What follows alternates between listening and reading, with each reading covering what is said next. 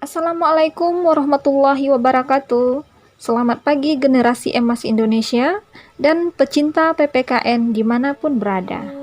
Nah, pada video kali ini kita akan membahas materi tentang penetapan Pancasila sebagai dasar negara.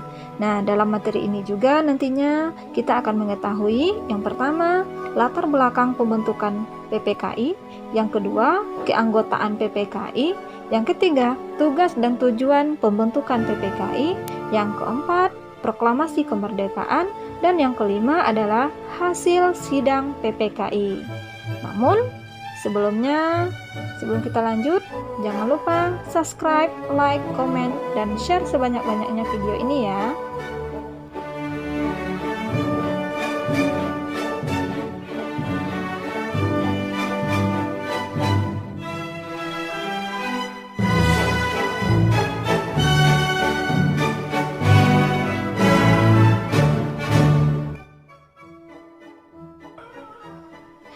Latar belakang pembentukan PPKI, Panitia Persiapan Kemerdekaan Indonesia.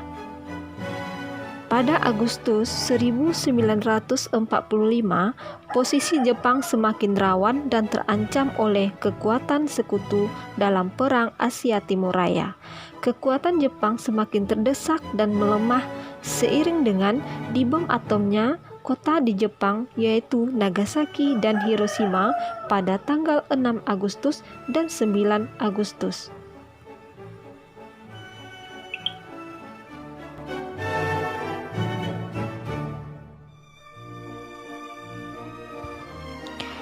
Untuk itu, Jepang membutuhkan bantuan Indonesia untuk memenangkan Perang Asia Timur Raya tersebut. Maka Jepang menjanjikan akan memberikan kemerdekaan kepada Indonesia. Realisasi janji ini adalah dengan dibentuknya dua badan yang berguna untuk mempersiapkan kemerdekaan Indonesia, yaitu BPUPKI atau Dokuritsu Zunbi Tosakai dan PPKI atau Dokuritsu Zunbi Inkai.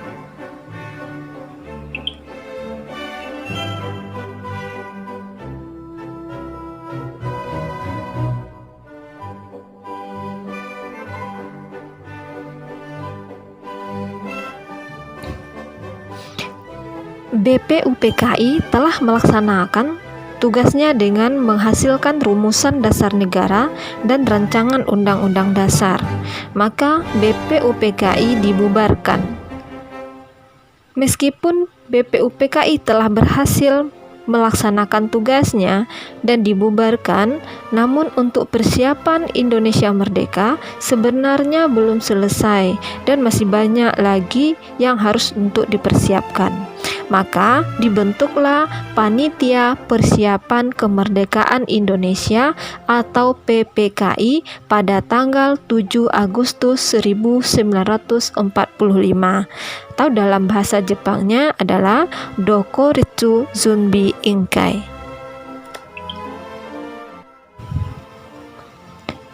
Keanggotaan PPKI. Pada awal dibentuknya, PPKI beranggotakan sebanyak 21 orang.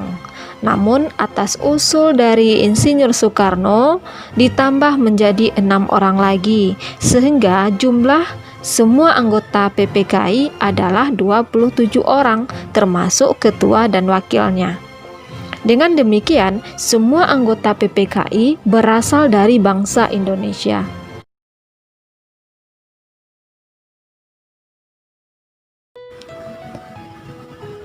Penetapan anggota PPKI hampir mewakili seluruh wilayah Indonesia. Nah, dengan persebarannya sebagai berikut. Dari Pulau Jawa itu berjumlah 12 orang, dari Pulau Sumatera itu berjumlah 3 orang, dari Sulawesi ada 2 orang, Kalimantan ada 1 orang, dan 1 orang dari Nusa Tenggara, serta 1 orang dari Maluku, dan 1 orang lagi dari golongan Tionghoa.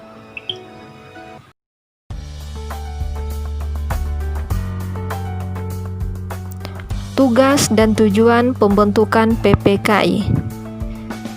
Yang pertama, mempersiapkan kemerdekaan Indonesia. Nah, tujuan utama pembentukan PPKI adalah untuk mempersiapkan kemerdekaan Indonesia dengan tugas mempersiapkan segala aspek dan keperluan terkait proklamasi kemerdekaan Indonesia, mulai dari waktu dan tempat pembacaan teks proklamasi, persiapan anggota, hingga penyusunan struktur negara setelah proklamasi kemerdekaan Indonesia. Yang kedua, meneruskan tugas BPUPKI. Nah, PPKI dibentuk sebagai penerus dari BPUPKI untuk mempersiapkan kemerdekaan Indonesia, termasuk untuk mengkaji, mendalami, serta menyelidiki bentuk dasar negara Indonesia yang cocok. Ketiga, membuat struktur ketatanegaraan. Nah, PPKI juga dibentuk dengan tujuan untuk membuat struktur ketatanegaraan yang akan digunakan, meliputi bentuk negara serta memilih presiden dan wakil presiden Indonesia usai proses kemerdekaan. Kemudian membentuk komite nasional yang nantinya akan membantu tugas presiden dan wakilnya. Tugas dan tujuan PPKI yang keempat adalah mengesahkan Undang-Undang Dasar. Nah, pembentukan PPKI bertujuan untuk menetapkan dan mengesahkan rancangan Undang-Undang Dasar yang sudah mulai dirancang oleh BPUPKI pada sidang yang kedua. Nah, Undang-Undang Dasar ini yang akan berfungsi sebagai konstitusi hukum bagi negara Indonesia usai kemerdekaan nantinya. Proklamasi kemerdekaan. Jepang telah menyerah pada sekutu pada tanggal 14 Agustus 1945. Maka kesempatan ini digunakan sebaik-baiknya oleh para pejuang untuk menyatakan kemerdekaan Indonesia. Maka pada hari Jumat tanggal 17 Agustus 1945, tepatnya pukul 10 pagi, Insinyur Soekarno didampingi oleh Muhammad Hatta memproklamasikan kemerdekaan bangsa Indonesia kepada seluruh dunia. Dengan demikian, lahirlah negara Republik Indonesia.